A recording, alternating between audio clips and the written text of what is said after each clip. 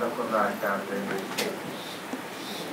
પ્રવચન સાથી પરમાનંદ, એમાં જ્ઞાન તત્વ પ્રજ્ઞાપન, એમાં 44 અને 45 ગાથાઓ પર પ્રવચન આપણે જાણીએ.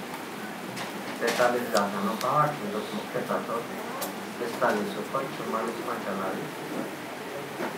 એ વિષય આપણે શરૂ કરીએ એ પહેલા આજથી એક પર્વ શરૂ થાય છે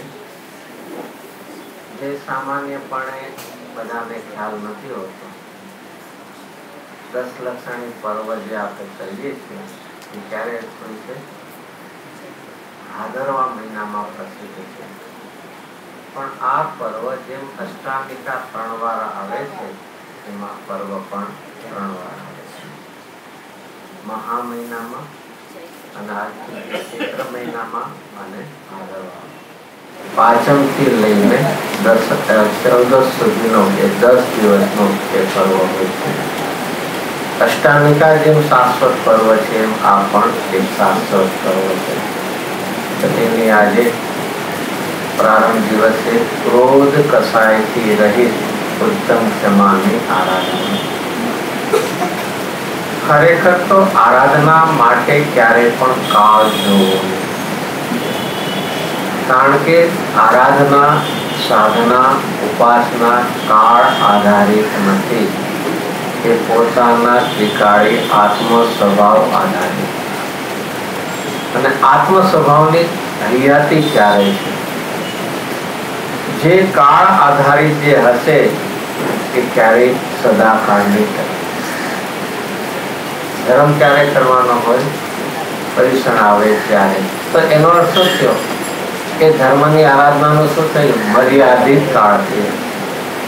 કાળ આધારિત, ક્ષેત્ર આધારિત, વિકલ્પ આધારિત એ ક્યારે પણ સાધના ન હોય. સાધનાનો એક ધારા પ્રવાહ હોય છે. સાધનાની અખંડપણે એક ધારા હોય. તો કોઈને એમ થાય તો આવા પ્રસંગો વચ્ચે હું કામ ઉજવશે? તો મારે ધારા પ્રવાહિત કરવું છે તો પર્યુષણ ક્યારે ઉજવવા જોઈએ? દરરોજ ઉજવવા જોઈએ. એમાં વળી 3 વાર એવું. એ જ દેખાડે છે કે આપણી ભૂમિકામાં સાધનામાં કદાચ ક્યારેક મંદતા આવી હોય તો આવા પ્રસંગો દ્વારા શું કરવામાં આવે છે? વધારે એની પ્રજ્વલિતતા, ઉજ્જવળતા, વૃદ્ધિ કરવામાં આવે છે. જેમ એક બહુ વિચારવા જેવું દાવાનળ ખબર પડે? ગુજરાતીમાં દાવાનળ, ઇંગ્લિશમાં જે કહેવાતું દાવાનળ હોય એને જેમ બહુ ધીમો પડી જાય તો પાછું કરવા માટે શું કરવું પડે? એમાં શું કરે? એમાં ઘાસ તેલ કે નવું ફ્યુલ કે શું નાખવું? કાંઈ નહીં. ક્યાં નહીં? કેમ નહીં? એટલો પ્રજ્વલિત હોય છે, એને કાંઈ બીજું જરૂર નથી. પણ ગુજરાતીમાં જેને કઈ આપણે તાપણું કરવા બેસે કે એવું કરીએ તો શું કરવું પડે છે? થોડું, કારણ કે એની એટલી દૃઢતા નથી. એમ આપણી પણતીની એવી કોઈ દૃઢતા નથી કે એક ધારાએ, ઉગ્ર ધારાએ ચાલે. તો જે કોઈ પ્રસંગો આવતા હોય, શાશ્વત પર્વ આવતા હોય તો તાત્કાલિક પર્વ આવતા હોય, પ્રસંગ આધારિત હોય કે પણતી આધારિત હોય. આ પર્યુષણ આધારિત છે, પ્રસંગ આધારિત છે. કોઈ મુનિરાજે કોઈ દિવસે ક્રોધની બદલે ક્ષમા કર્યો હતો, કોઈ દિવસે માન કસાઈની જગ્યાએ શું કર્યું હતું? તો તેના ઉપર આધારિત, પ્રસંગ આધારિત નથી. જેમ દિવાળી કહીએ, મહાવીર જયંતિ કરીએ, અથવા તો રક્ષાબંધન, મુનિ વાત્સલ્યનો જે છે, એ બધા કેવા છે? એ પ્રસંગ આધારિત છે. અને પ્રસંગ આધારિત એ થોડા કાળ માટે હોય, પછી ભૂલાઈ જતા હોય. જેમ આજે અજીરનાથ ભગવાનનો શું છે? મોક્ષ કલ્યાણ દિવસ છે. ક્યારથી ઉજવતા હતા આપણે? ચાલો આપણે હતા કે ન હતા, પણ ક્યારથી ઉજવાય છે અને ક્યાં સુધી ઉજવાશે? એ જ્યારે એ પંચમ કાળના અંત સુધી છઠ્ઠામાં સાધના જતી અને નવી 24 આવશે તેના કલ્યાણ ઉજવાશે. તો આ બધા કેવા છે? પ્રસંગ આધારિત છે. અને પ્રસંગ આધારિત હોવાથી કેવા છે? કાળની મર્યાદા. અને આ કેવા છે? પોતાની પણતીને આધારિત છે. તો એવો આજે ઉત્તમ ક્ષમાની આરાધનાનો દિવસ છે. અને આ 10 ધર્મ નથી, ધર્મના 10 લક્ષણ. અને અહીંયા સરસ જે વ્યાખ્યા લીધી છે जो प्रवचन सारमा जे शब्द છે ચારિત્ર એ શું છે ખરેખર કઈ ગાથામાં આવે છે કઈ ગાથા છે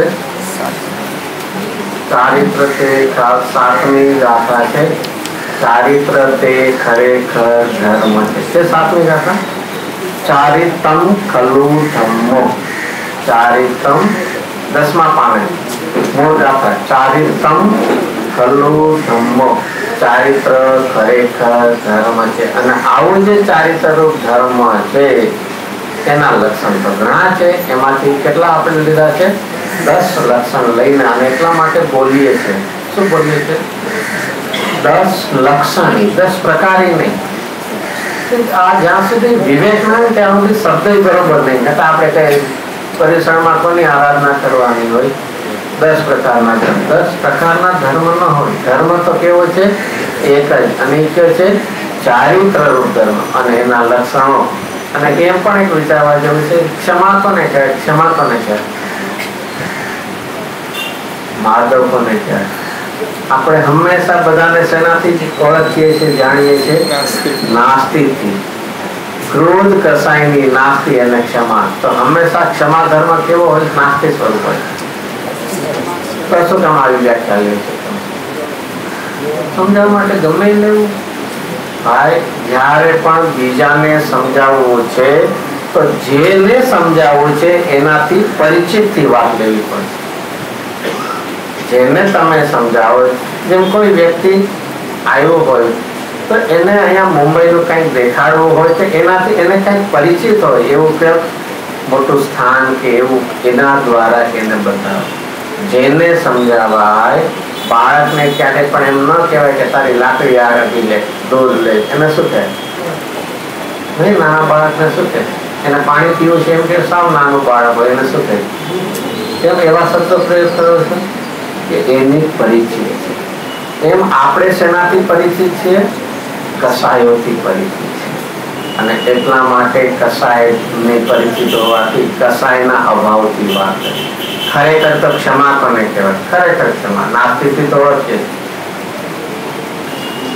જ્યાં અનુકૂળતાનો રાગ નહીં અને પ્રતિકૂળતાનો દ્વેષ નહીં એવી કોઈ પણ વિભાવ ભાવની પણતી જે ખરેખર આત્માનાથી વિરુદ્ધ હોવાથી આત્મ સ્વભાવથી વિરુદ્ધ હોવાથી આત્મા પ્રત્યેનો ક્રોધ આપણે શેને ક્રોધ માનીએ છીએ બાહ્યમાં ચારિત્રની મુખ્યતા નહીં આપણે ખરેખર તો ક્રોધને જો વિચાર કરીએ તો મારા આત્મ સ્વભાવથી મારા વિતરાગ સ્વભાવથી વિરુદ્ધ પણતી એ ખરેખર શું છે ક્રોધ છે ત્યારે પણ સમયમાં મુખ્યપણે લઈએ જ્યારે પણ આશ્રવની વાત આવે ત્યારે શું આવે છે એની મુખ્ય વાત ક્રોધ આવશે ક્રોધ આવી છે પહેલી જે આપણે લઈએ સંવાર અધિકારમાં લઈએ ઉપયોગમાં ઉપયોગ કહો ઉપયોગ નહીં ક્રોધ આવે જ્યાં કીધું છે આદિમાં પછી ભલે આવશે પણ મુખ્ય કે લેવા 4માં પહેલું છે એટલે પણ ક્રોધ આવશે એવી જ રીતે કર્તા કર્માંદીમાં ક્યાં એમાં પણ આશ્રવની જે વાત છે ક્રોધાદિની વાત આવશે તો શું કામ પહેલું તો 4માં એક છે અને એ ક્રોધ એટલે શું છે કે પોતાના આત્મ સ્વભાવથી વિરુદ્ધનો ભાવ છે એ ક્ષમા ભાવ આત્મા વિતરાગી સ્વભાવી છે આ એનો વિરોધ ભાવ એ ક્રોધ છે એની રહિત અને મુનિરાજ તો કેવી છે ઉત્તમ સમ્યક દર્શન પૂર્વકની ઉત્તમ કેમ સમ્યક દર્શન વગરની કોઈ હોય પ્રદેશના શબ્દોમાં કહીએ ચામડી ઉતારીને ખાર છાંટે અને તો પણ શું ન થાય નહીં તો પણ શું ન થાય શું શબ્દ છે આંખનો ખૂણો લાલ ન થાય ઓલું મોટી ક્રોધની વાત કેવી એક તો શું છે ચામડી ઉખેડે અને એમાં શું પાછું કોઈ પીડા થતી હોય અને છતાં આંખનો ખૂણો તો એની પાસે ઉત્તમ ક્ષમા છે કે સમ્યક ક્ષમા છે આટલું બધું એ કરે છે તેને ઉત્તમ કહેવાય કે સમ્યક ક્ષમા કહેવાય તમને તો બહુ જ પક્ષપાત છે બિચારા આટલું બધું કરે સહન કરે અને તમે એને કાંઈ માર્ક ના આપો અને ખાઈ પીને કરતા હરેક્ષાખંડ નારાજ મન કે મોક્ષ માગે આમ એમ કેમ જીવનમાં પહેલો જે વિચાર કરવો છે ભિન્નતા પડ્યા વગર ક્યારેય અસ્તિત્વતા અભાવ થવાનો નથી. આજે આશ્રમો છે, વિભાવ ભાવો છે, એને આપણે શું કરવા છે? અભાવ કરવા છે. અભાવ કરવા છે, પણ ભિન્નતા છોડતા નથી. અને એની જ્યાં સુધી ભિન્નતા નહીં થાય, એનાથી ભેદ નહીં થાય, ત્યાં સુધી તેનો અસ્તિત્વનો પણ અભાવ થવાનો નથી. માટે સમ્યક દર્શન પૂર્વક જ એ હોય છે, માટે એને ઉત્તમ કહેવાય. તો એક એક દિવસે આ એક આરાધનાનું એ પર્વ છે.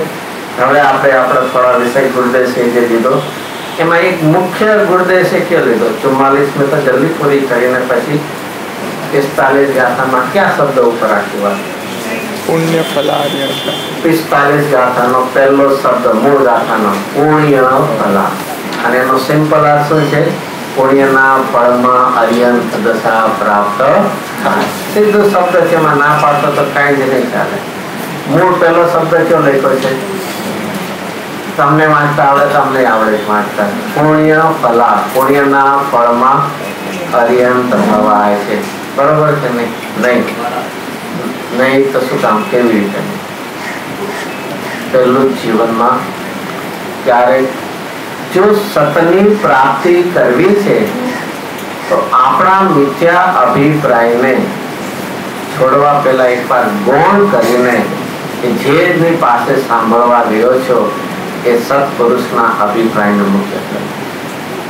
આ ગાથાની ટીકા શરૂ કરતા પહેલા અમૃતચંદ્રાચાર્યદેવે ટાઇટલ શું બાંધ્યું?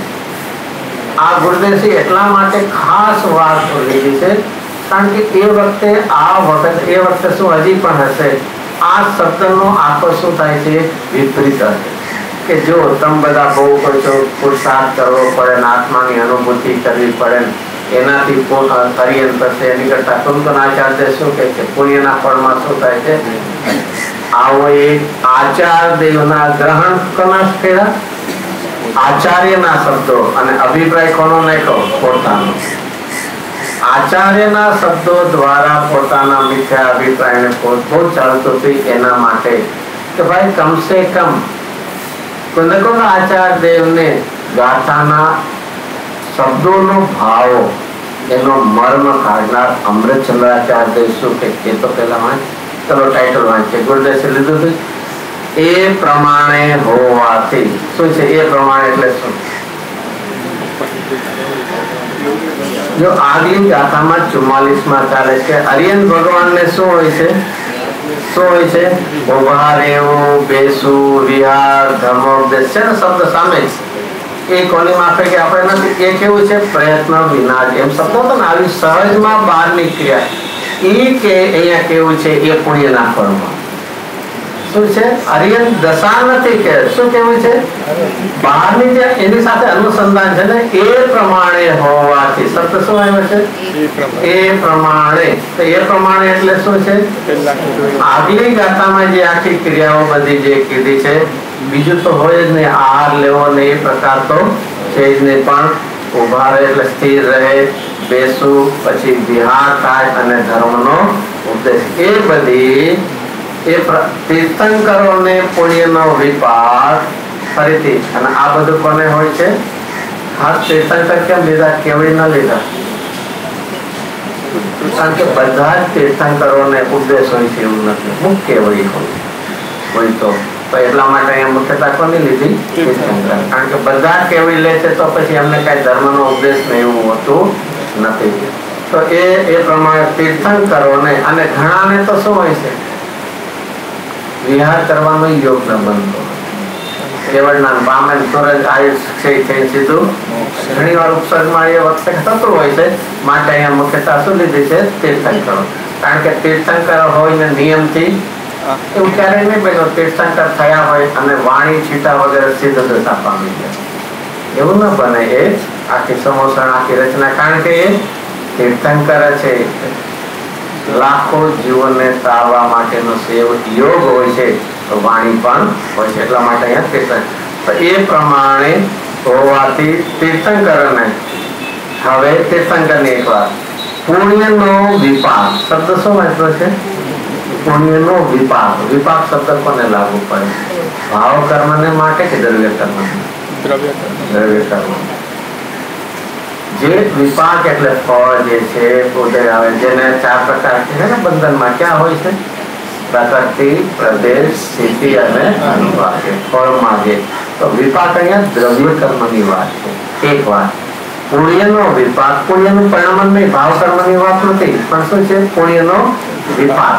અને પુણ્યનું એ જે સત્તામાં જે કર્મો છે, હવે એનો ઉદયકાળ અબળાકાળ પૂરો થઈને તો એનો વિપાક. એક વાત. હવે અરિયન ભગવાનને કેટલા કર્મો છે? 8 છે નહીં તો ક્યાં છે?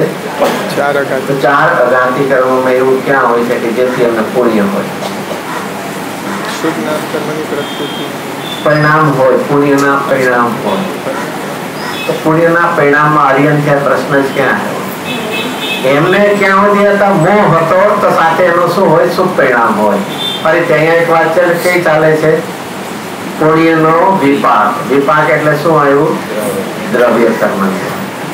હવે દ્રવ્ય કર્મમાં પણ એમને ઘાતી કર્મ હોય કે અઘાતી હોય? ઘાતી કર્મ તો છે નહીં, તો પછી એને પુણ્યનું ફળ આ છે એ પ્રશ્ન જ ક્યાં છે? તો એમને જે અઘાતી કર્મ છે અને અઘાતી કર્મમાં એ પુણ્ય પ્રકૃતિનો વિપાક આવ્યો છે.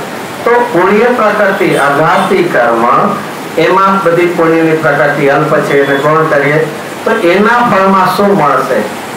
સંયોગ મળશે કે અરિહંત દશાની વિતરાગતા મળશે? શું મળશે? એ તો નક્કી છે ને. ઘાતી કર્મનો સંબંધ કોની સાથે છે? જીવના પરિણામ સાથે. એ દૂર છે. અઘાતીનો શેની સાથે સંબંધ છે? સંયોગ. તો અરિહંત છે, અઘાતી કર્મ છે અને એમાં પુણ્ય પ્રકૃતિનો ઉદય છે, તો શું મળવાનું છે? સંયોગ. સમોસરણ છે કે દિવ્ય ધ્વનિ છૂટે જે કાંઈ છે જે આપણે આવે છે ને અરિહંત થતા કેટલા હોય છે? 34 અતિશય. નિયમ સારમાં વ્યવહાર ચારિત્ર અધિકારમાં પંચ પરમેશ્વરનું બહુ સુંદર સ્વરૂપ છે. કુમકુમ આચાર્ય દેવ લખ્યું.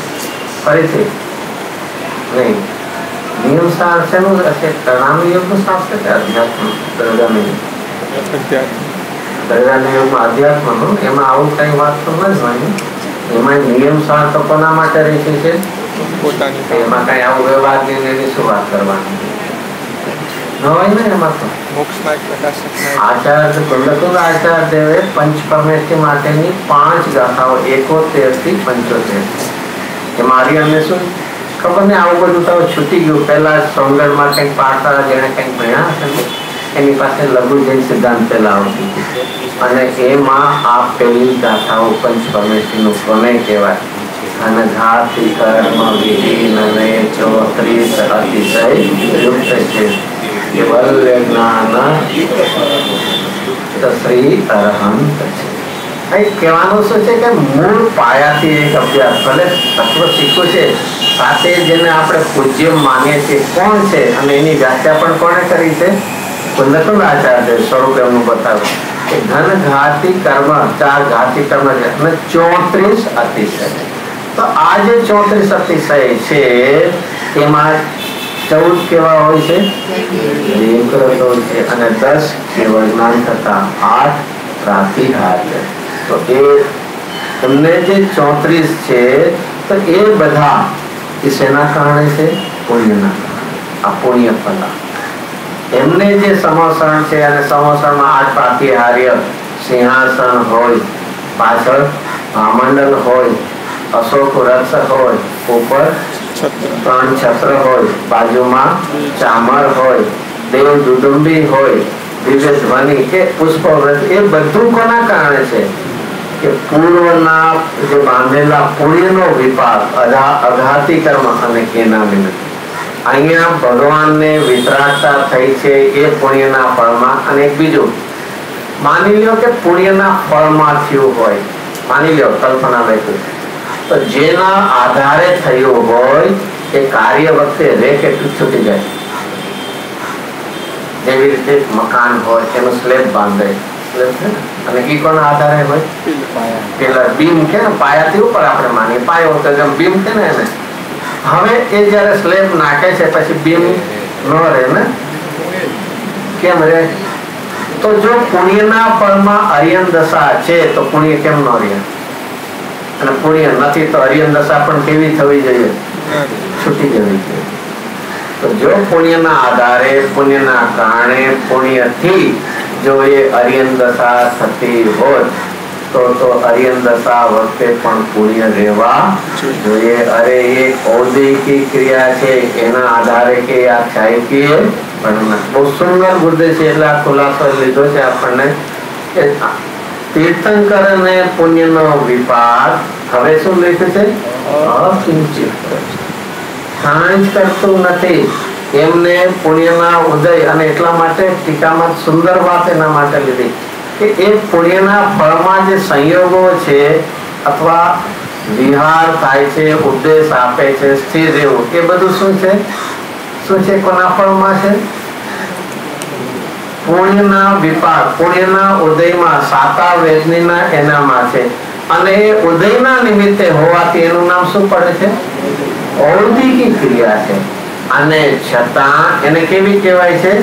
ક્ષાયકી. કેમ છે? ઉદયના નિમિત્તે એ ક્રિયા છે અને છતાં એનું નામ શું કહેવાય છે? ક્ષાયકી. શું કામ કહેવાય? ખરી જાય છે. Very good. તો આપણને ઉદયમાં આવીને ખરી જાય માટે ક્ષાયકી ક્રિયા કહેવાની. કરવા કરતા નવું બંધન કર્યા વગર એ ખરે છે. ખરે છે વાત સાચી, એની કોઈ નથી, પણ સાથે શું છે? નહીં તો આપણને પણ જે અને તો નિયમ છે, ઉદયમાં આવેલો, વિપાકમાં આવેલો એ ખેડા વગર પછી તમે એમાં જોડાવ કે ન જોડાવ એની સાથે. પણ અહીંયા મુખ્યતા શું કરવી છે કે એ છે ઔદ્યોગિક ક્રિયા અને છતાં એનું નામ શું હતું? ક્ષાયકી. શું કામ ફરક પડ્યો? કે નવા શું કામ નથી બનતા? તો ઉલટાનું તો એમ કેવું છે કે એને પુણ્ય જ નથી તો પુણ્યના ફળમાં ક્યાંથી હોય? શું કરવું? દેખાડવું છે. શું દેખાડવું છે? ઉદય છે. ઉદયના નિમિત્તે શું છે? બાહ્યમાં ક્રિયા છે, સંયોગ છે અને ક્રિયા છે. અને છતાં એ ઔદ્યોગિક ક્રિયા હોવા છતાં એનું નામ શું આપ્યું છે? ક્ષાયકી. કારણ કે એમાં વચ્ચે જોડાણ કરનાર કોણ નથી? મોહરાજ.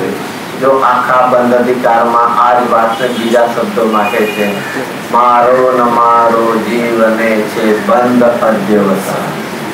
આ બંધ કેરો સંક્ષેપ નિશ્ચય નહીં છે ને? આ ગાથા છે કે નહીં? આખો વાત જે છે એ જ અહીંયા કહે છે. સામે હજી છે, આપણે ફરીથી એક હજી વિચારે વાંધો ને થોડું વધારે. સિદ્ધ ભગવાનને પુણ્યના ફળમાં શું હોય? સિદ્ધ ભગવાનને પુણ્યના ફળમાં શું હોય? અહીંયા અરિયન ની લઈએ પુણ્ય ફલા, નામ લઈએ સિદ્ધ, પુણ્ય ફલા સિદ્ધ એમ લઈએ. કેમ નથી?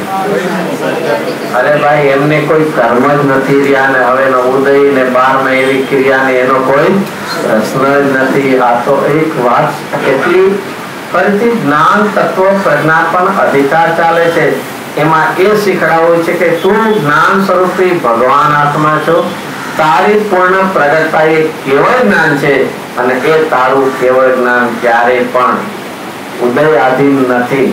એ ક્યારે પણ વિભાવ એવા પુણ્યના પરિણામ, પાપની વાત તો દૂર રહો, એને પણ આધીન નથી. તો અહીંયા સિદ્ધ ભગવાનનો તો પ્રશ્ન જ નથી, કારણ કે એમને તો કોઈ કર્મ જ નથી કે એનો વિપાક આવે ને 12માં કાંઈક એમને એ થાય. પરમાણુ માત્ર ની મળે ન પૂર્ણ કલંક રહિત અડોલ. બધી છે ને મન વચન કાયા ને બધી જે વર્ણના છે બધું શું છે? એ એટલે એની વાત તો નથી અહીંયા અરિયન પરમાત્મા. અને આ ખાસ એટલા માટે તો ફરીથી તીર્થંકરોને પુણ્યનો વિપાક, એમને એવા કોઈ અસાતાના ઉદય ન હોય કે શરીરમાં રોગ આવે, ઉપસર્ગ આવે, એવો પ્રકાર તો એમને હોઈ શકે. જ્યાં આવી પૂર્ણપણે પવિત્રતાની પ્રાપ્તિ થઈ છે તો સાથે યોગમાં પણ પુણ્યની પૂર્ણતા હોય. અંદરમાં શું થયું છે? જેમ હીરો હોય છે, લાખ રૂપિયાનો હીરો શેમાં રહેતો હશે? કોથળામાં રહે કે શેમાં રહેતો હશે? ક્યાં? કે એના માટે પણ એની એક મખમલની ડબ્બી હોય, એનું સ્થાન પણ એવું હોય છે. એવી રીતે અહીંયા પણ જ્યાં પવિત્રતાની પૂર્ણતા થઈ ગઈ તો 12માં એવા જ કુદરતમાં એવા યોગ એ બની જતા હોય. તો એ પુણ્યનો વિપાક. એટલે ફરીથી એનો શબ્દ બીજી ભાષામાં લઈ, પુણ્યનો વિપાક. પુણ્ય સાતા વેદનીના ઉદયના ફળ. સાતા વેદનીના એ ઉદયના ફળમાં એ કેવા છે? અકિંચિત. એટલે નહીં, કિંચિત એટલે જરા પણ, અને એને કઈ કાર્ય એના થતું નથી. કાંઈ કરતો નથી એટલે સ્વભાવનો જરા પણ ઘાત કરતો નથી. શા માટે? સ્વભાવને ઘાત કરનારા વિભાવ છૂટી ગયા છે, અને એમાં નિમિત્ત રૂપે જાતિ કર્મ પણ છૂટી ગયા. સ્વભાવનો ઘાત કરનારા ખરેખર કોણ છે? વિભાવ પરિણામ, ભાવ કર્મ એ પણ છૂટી ગયા છે, અને એના નિમિત્ત રૂપે ઘાતી કર્મ, દ્રવ્ય કર્મમાં ઘાતી કર્મ પણ છૂટી ગયા છે. અને તેથી ઉદય છે, કારણ કે હજી અઘાતી કર્મ રહી ગયા છે, અને એના ઉદયના ફળમાં બાહ્ય સંયોગો પણ છે.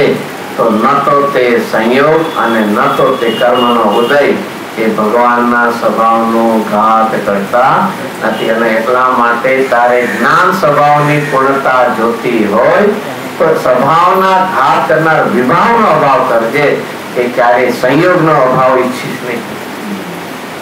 આપણે હંમેશા શું માની, ક્યારે પણ એક આત્માનું હિત કરવાની વાત આવે, ધર્મની વાત આવે તો પહેલું શું થાય? અઘાતીના નિમિત્તે સંયોગની વાત પહેલી શરૂ થશે, કે ત્યાં જઈએ તો ત્યાં શું હશે? રહેવાની વ્યવસ્થા, ખાવા પાણી, ચલો એ જવા દે. એના વેધર કેવી હશે જરાથી એ હોય, અનુકૂળ હોય. જો એક બહુ જ વિચારો આપણા પરિણામોને, સંયોગોની અનુકૂળતાએ જેને સાધના કરવીથી પ્રમાદનું સેવન કરશે, ધર્મનું સેવન નહીં કરે. જે પુણ્યના યોગ્ય હોય એનો કોઈ નિષેધ નથી, પણ પહેલી આખી ક્યાંથી શરૂઆત થઈ જાય છે? અનુકૂળતાને પૂર્વક જેને કરવી છે એ ક્યાં જશે? સાધનામાં કે પ્રમાદમાં જશે? જીવન પ્રણતિમાં તો સાધના કરવી છે, અને જીવનમાં સંયમ પણ. હઠનો સંયમ નથી, પરિણામની મર્યાદાની બહારની નથી, પણ ભૂમિકા પ્રમાણે એ પોતાની શક્તિ અનુસાર આવે છે ને. ઘણી વાર શક્તિ અનુસાર, એમાં કોઈ હઠ હોતો નથી. તે સુંદર વાત ગુરુદેવશ્રી અને લીધી છે. જો ચલો ટીકામાં પણ લઈ આવે, અહીંયા તો લીધું છે ઉપર, અરહંત ભગવંતો ખરેખર જેમને પુણ્ય રૂપી કલ્પરચના સમસ્ત ફળો. જો શું આવ્યું છે? ફરીથી શું આવ્યું છે? પુણ્યની વાત નથી આવી, પુણ્ય રૂપી કલ્પરચના ફળની વાત છે. એટલે કર્મના, દ્રવ્ય કર્મના વિપાક પૂર્વકનો સંયોગ. પુણ્યથી હરિયમ થયા છે એ પ્રશ્ન તો અહીંયા છે જ નહીં, કારણ કે રાગના ફળમાં ક્યારે, વિભાવના ફળમાં ક્યારે પણ વિતરાગતા થઈ શકે. એક વાત ફરીથી સમજી લઈએ. કોઈ એમ કે પ્રવચન સારની 45 ગાથામાં ખુદ કુંદ આચાર્ય લખ્યું છે કે પુણ્યના ફળમાં શું થાય છે? હરણ. તો એને જ એટલું જ કહી દેવું, 50 થી કાંઈ નહીં, 172મી ગાથા વાંચી લઈએ. શું છે 172 ગાથા?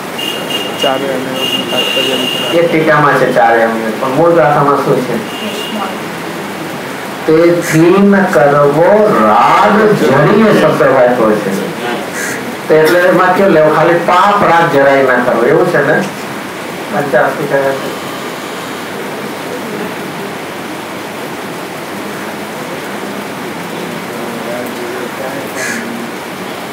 ક્યાંય પણ મોક્ષાર્થીની વાત છે, આત્માર્થીની, પરમાત્માની એની તો વાત જ નથી.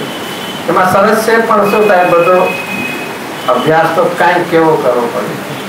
અમને ગમતી ગાથા, અમને ગમતું શાસ્ત્ર, એમ જ ને સર્વાંગે પણ બધા જ અનુયોગમાંથી બધાને આત્મહિત થાય એવું છે. જે 172 ગાથા છે, આગલું જે છે એની સાથે સંબંધ કરવા માટે તેથી શબ્દ વાપરે લિંકમાં. પછી તેથી ન કરવો શબ્દ શું છે? રાગ જરીય દ્વેષની તો, અને રાગ પણ કયો ન કરવો? પાપ રાગ ના કરવો. પૂર્ણ કરવાની છૂટ, જૈનમાં તો પૂર્ણ કરવાની છૂટ જ હોય નહીં. અને એટલા માટે તો શ્રાવકના કેટલા મૂળ ગુણ હોય છે? 6 આવશ્યક ને 8 મૂળ ગુણ છે ને. અને મુનિરાજના કેટલા હોય છે? આવશ્યક 6 અને મૂળ ગુણ કેટલા છે? 28. તો બરોબર છે કે નહીં? બધી એ તો કરવું કે નહીં? जिनेन्द्र पूजा, गुरु उपासना, स्वाध्याय, सत्कर्माणी दिने दिने તેથી ન કરવો રાગ જરીએ. પછી બીજો શબ્દ કયો છે? ક્યાંય. ક્યાંય એટલે ક્ષેત્ર. ક્યાંય એટલે ઘરે નહીં પણ જીન મંદિરમાં તો આવીને કરજે. અશુભ રાગ નહીં કરે તો આ બધા પ્રસંગો કોણ ઉજવશે? કોણ ઉજવશે? ચલો તમે કહો છો કે અમે તો નહીં કરીએ, હવે તો અમે ઉજવીએ, જો જોઈએ કેમ ઉજવશે. જીવનમાં ક્યારેય પણ ફરી ફરીને આપણે આપણા માટે છે પોતાના મિથ્યા અભિપ્રાયનું ક્યારેય આગળ નથી, અને પોતાના અભિપ્રાયને છોડવો એ મોટામાં મોટું દુષ્કર કામ. ગુરુદેવ સમયે સરસ એક વાક્ય છે, કારણ કે જેનો જે અભિપ્રાય હોય એ એનો આત્મા થઈ ગયો, એનું આખું એક અસ્તિત્વમય બની ગયો, અને એ અભિપ્રાય છોડો એટલે શું થયું? પોતાના અસ્તિત્વનો જાણે અભાવ જેટલું એ નથી જશે. માટે ક્યારેય પણ આપણા અભિપ્રાયની કેટલી ગણતરી કેટલી હશે, કેટલા એને માર્ક્સ આપી શકાય? એટલા થોડા ઘણા ભલે ચલો સમ્યક દ્રષ્ટિ જેટલા સમ્યક એટલે માર્ક, પાસિંગ માર્ક 35 નહીં પણ કેટલા? અરે જેની વિપરીતતા છે માઇનસમાં જેટલા હોય એટલા. હજી તો પ્લસમાં જ નથી, આપણે તેમાં છીએ હજી મિથ્યાપણામાં, માન્યસપણામાં છે. અને એ અભિપ્રાય છોડવા માટે આ વાત ક્યારેય પણ થોડુંક રસમાં લેશું તો આપણને ખ્યાલ આવશે. તો તેથી ન કરવો રાગ જરીએ ક્યાંય. ક્યાંય એટલે ચલો ફરીથી ક્ષેત્ર તો લઈએ, કોઈ બાના હેઠળ કે ના ભાઈ કરવું હોય. ઘણા પછી એમ તો ભૂમિકા પ્રમાણે રાગ તો સારી વાત છે, ભૂમિકા પ્રમાણે ખાલી રાગ જ કરવાનો હોય, વિતરાક્ષર ન કરવાનું. જો કેવો પક્ષથી શું યાદ આવશે? પોતાનો બચાવ. ફરીથી જે ભાઈ શું થાય, અમને સમય દર્શન થશે, તમારે કેવો રાગ કરવો પડશે? સમય દર્શન ભૂમિકાનો રાગ કેવો છે? દેવશાસ્ત્ર ગુરુની શ્રદ્ધાનો રાગ, નવતત્વ બરોબર છે કે નહીં? અરે સમય દર્શન થયા પછી રાગ જ યાદ આવ્યો હતો ને ભેદમાન યાદ ના આવ્યો. મુનિ દશા થશે એટલે શું પાડવું પડશે? કમ્પલસરી શું પાડવું પડશે? મહાવ્રત 5 મિનિટ પાડવું પડશે. શું યાદ આવે છે? અને તે સમયની પ્રચુર સ્વસંવેદન દશા કેમ યાદ આવે? ફરી ફરીને પોતાના પરિણામને પૂછશું તો આપણો શું દોષ છે અને શું કરવા યોગ્ય છે એનો જવાબ સ્વયં મળે. એક આત્માર્થી થઈને કોઈના માટે કે કોઈ માટે ના એ નથી. મારે મારું આ આત્મહિત કરીને આ ભાવની મારે પૂર્ણતા કરવી. મળેલા યોગને નિષ્ફળ જવા દેવો નથી, અને સાધનાનો પુરુષાર્થ કર્યા વગર રહેવું નથી, એવી જો કોઈ ભાવના હોય એના માટે છે. બાકી કાળનો પ્રવાહ ચાલ્યો જશે, આવેલો યોગ પણ ચાલ્યો જશે, અને કદાચ યોગ રહી જશે તો આપણે ચાલ્યા જશે. તો જીવનમાં એવી દશા આવે એ પહેલા કોઈ સાધનાની શરૂઆત, સાધનાની તરફની દિશા, એના એક પંથે એક પગલું તો આપણે ભરીએ. તો ક્યાંય પેલો તો રાગ એટલે કોઈ પણ રાગ હતો, અને હવે શું છે? ક્યાંય. ક્યાંય એટલે કોઈ પણ બહાના હેઠળ. શું કરીએ? ચરણાનુયોગમાં તો બધું જ લખ્યું છે, એ તો અમારે અત્યારે શું કરવું પડશે? અને ખરેખર એ પોતાનું બહાનું લે છે, અને એના માટે સમયસારમાં 5ની ગાથાનો શું શબ્દ છે? એ છળ કપટ ગ્રહણ કરી છે. હું ત્યાં ચૂકી જાઉં તો શું છે? છળ કપટ તું ગ્રહણ કરીશ છે ને, ટીકામાં એ શબ્દ છે ને. તો છળ કપટ એમાં શું છે? શું છળ કપટ? અરે ક્યાંક ભૂમિકા અનુસારના વિકલ્પની વાત બતાવી હોય તો એને પકડીને બેસતો કે ના, આચાર્ય તો આ કરવાનું કીધું છે. કદાચ ક્યાંક શબ્દમાં, છંદ, માત્રા, અલંકારમાં ક્યાંક ઓછપ હશે તો એમ ના કે સમજો કે ભાષાની ઓછપને કારણે ભાવમાં કઈક વિપરીતતા. એ છળ કપટ. જેમ ઇંગ્લિશમાં આવે કોઈને સ્લીપ ઓફ ટંગ થઈ જાય છે, અને ત્યારે આપણે એને શું કરીએ છીએ? ઓવરલુક કરીએ છીએ ને, કે ભાઈ એને કહેવાનો હેતુ શું હતો એ ઉપર ગ્રહણ કરીએ છીએ ને. પણ કોઈ સ્લીપ ઓફ ટંગ થઈ ગયું, પકડ બેસે જો, એને તો આમ જ કીધું હતું. તો એ શું છે? શું ગ્રહણ કર્યું છે એને? છળ કપટ શબ્દ વાપરો છે એમાં. ક્યાંક ચૂકી જાઓ તો એ શબ્દ છે ને પાછળ.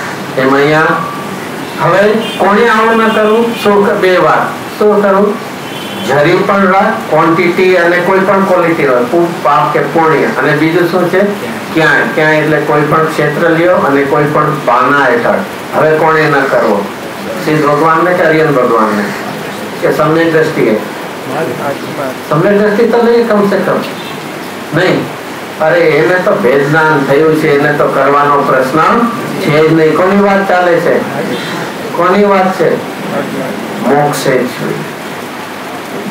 પૂર્ણ રાગ થવાની જો તે સાધ્ય બાંધ્યું છે, લક્ષ્ય બાંધ્યું છે, તો ક્યાંય પણ એ રાગ ના કરવા પણ આનો અભિપ્રાય નહીં થાય.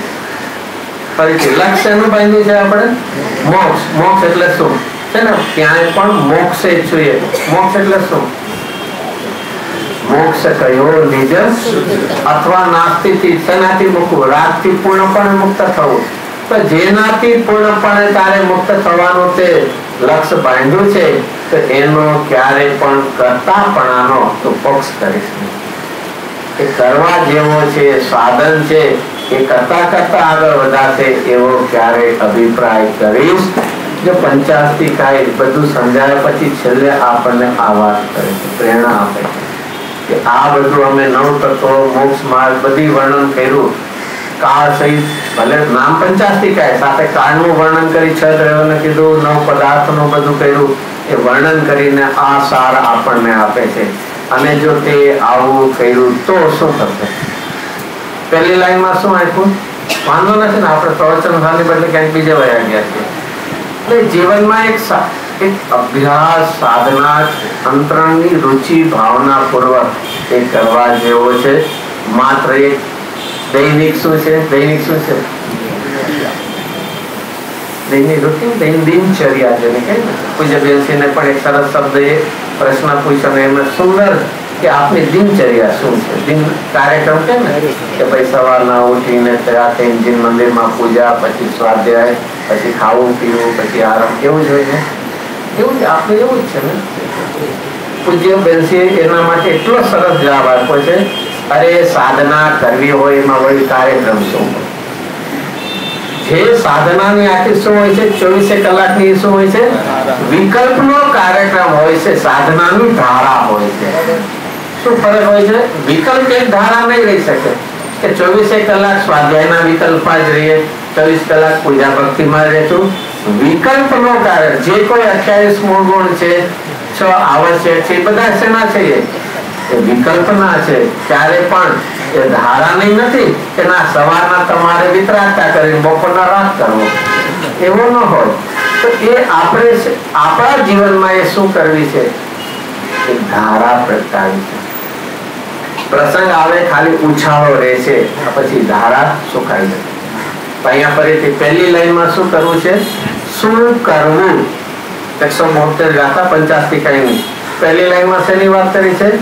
મોક્ષે જોઈએ, આત્માથી, જેને ભવના દુઃખથી છૂટો છે એને શું કરવું એનું આપ્યું. અને આવું જે કરશે તો એને શું ફળ મળશે એ બીજી લાઈનમાં વિતરાગ થઈને. અરે જેને અંતરંગમાં આવી અભિપ્રાયની દ્રઢતા થઈ કે અંશ માત્ર પણ, અણુ માત્ર પણ રાગાદિનો સદભાવ વર્તે અને તે સર્વ આગમ ધર ભલે પણ જાણતો નહીં. પછી આગળ કઈ વાત એને અનુસંધાનમાં છે. સરસ છે. જે આત્માને નથી જાણતો એ અનાત્માને પણ નથી જાણતો. તે કેમ હોય સુદ્રષ્ટિ જે આત્મા અનાત્મા નહીં જાણતો. આત્માને જ નથી જાણતો તો આત્માથી વિરુદ્ધ. ઘઉંની ખબર નથી તો કાંકરા કેમ ખબર પડે? તો આત્માને જાણ અને તો અનાત્મા છે તને ખબર પડશે. અને જો બે ની ખબર જ નથી તો સમય દ્રષ્ટિ ભેદનાની ક્યાંથી થાય? ચલો વાત તો ઘણી છે. તો એ રીતે જેની આવી ભાવનામાં દ્રઢતા છે કે અંશ માત્ર પણ, અણુ માત્ર પણ કે રાગ કરવા જેવો નથી, કોઈ પણ બાને કરવા જેવો નથી, કોઈ પણ રાગ કરવા જેવો નથી, એવી જો તારી શ્રદ્ધાની દ્રઢતા હશે અને એની ધારાએ ચારિત્રનું પ્રણમન થશે તો વિતરાગ થઈને એ આખી ધારા અને એના ફળમાં શું થશે? વિતરાગ થઈ જાય. પૂર્ણ વિતરાગ દશા તને પ્રગટ થશે. અને આવી જેને પૂર્ણ વિતરાગતા પ્રગટ થાય જીવ કેવો હશે? એ ભવ્ય જ હોય. એમાં એક પ્રશ્ન જ નથી. જો આચાર્ય કહે છે આવી એક તારી દળતા પણ એક તારી ભવ્યતાનું સૂચક છે. ભવ્યતાની પાત્રતા છે અને પુરુષાર્થથી એની પ્રગટતા. ભવ્યતા ઘણા હશે જીવો, પાત્રતા તો ઘણી હશે, પણ એ યોગ્યતાનું પરિપાક ક્યારે આવશે? એ પુરુષાર્થમાં તો વિતરાગ થઈને થવું પડશે. પુરુષાર્થની દશા થશે અને તો એ રીતે તે ભવ્ય હવે ભવસાગરને પાર એ પહોંચી જાય છે. તો સુંદર વાત આચાર્યદેવે લખી છે. ગુરુદેવજીએ એમાંથી એક એક શબ્દ ક્યાંય પણ આપણને ફરીથી આચાર્યના શબ્દો દ્વારા પણ વિપરીતતામાં ન જાય એના માટે એટલો ખુલાસો ગુરુદેવજી એક શબ્દ મુખ્યતઃ પુણ્ય ફલા અરંતા મુખ્ય આ શબ્દ ઉપર, કારણ કે આ શબ્દનો ખરેખર ભાવ ખ્યાલમાં ન હોવાથી અનેક પ્રકારે, અને એ તો બહુ જ જીવનમાં ફરીથી પુણ્યનો પક્ષ ભવ સમુદ્રમાં ડૂબાશે. પાપના પક્ષની વાત તો હજી તો 5 ઇન્દ્રિયના વિષયોમાં શું બુદ્ધિ હોય ને એના વગર કેમ થાય ને શું થાય એની તો કોઈ વાત જ નથી. પુણ્યનો પક્ષ પણ અને સમયસાળના પુણ્ય પાપ અધિકારમાં શું શબ્દો આપ્યો છે? પાપના પક્ષપાતીને સમજાવવાનો પ્રયત્ન કરે છે. ક્યાંક તો શીખો પ્રાર્થનો ક્યાંય ફરીથી અધિકાર કયો છે? ચલો ટાઈમ પૂરો થઈ ગયો, પૂરું કરી. પુણ્ય પાપ એમાં સમજાવવું કોને હોય? 2 જણાને, એક પાપના પક્ષપાતીને અને એક પુણ્યના પક્ષ. બેને શું પુણ્ય પાપ અધિકાર છે માટે બેને સમજાવવા પડે ને. ફરીથી બેને પુણ્ય પાપ અધિકારમાં બેના જેને પક્ષપાત સમજાવવું પડે કે નહીં? કેમ નહીં? અરે જેને હજી પાપનો પક્ષ છે અમારે કરવા કે ન કરવા એનું તો જૈન ધર્મમાં પ્રવેશ છે કે નહીં? જૈન ધર્મમાં પ્રવેશ છે કે નહીં? જૈન ધર્મમાં નહીં, જૈન ધર્મના આંગણામાં પણ ફળિયામાં પણ પ્રવેશ નથી. જેને હજી એ અશુભની રુચિ તો પડી છે એનો તો અહીંયા તો આવ્યો છે ને અટક્યો છે. અને એ રીતે 2 મુખ્ય છે, પરદ્રવ્યનું કર્તૃત્વ અને પુણ્યની રુચિ. એના માટે પુણ્યના પક્ષપાતી. તો એટલા માટે અહીંયા પક્ષ પડ્યો છે પુણ્યનો, અને આવો જ્યાં શબ્દ આવે પુણ્ય ફલા અરંતા, અને એટલા માટે પક્ષ શું થઈ જાય છે? તો ઉછળી જાય છે, અધિકતા થાય. ક્યારે આગળ પાછળ શું આચાર્યદેવે લખ્યું ત્યાં સુધી પણ આપણું લક્ષ, બીજાની વાત નથી કરવી. શાસ્ત્રનો અભ્યાસ, ન્યાયાચાર અને શાસ્ત્રી પદવી લઈને પણ, શાસ્ત્રના વાંચીને પણ આ પક્ષ રહી જાય છે. માટે ભલે ક્ષોભસમ અલ્પ હો, પણ આચાર્ય ગુરુની વાણીના યથાર્થ ભાવ સુધી પહોંચવાનો પ્રયત્ન કરવો, અને એ જ આત્માર્થીનું તે સાચું લક્ષ્ય.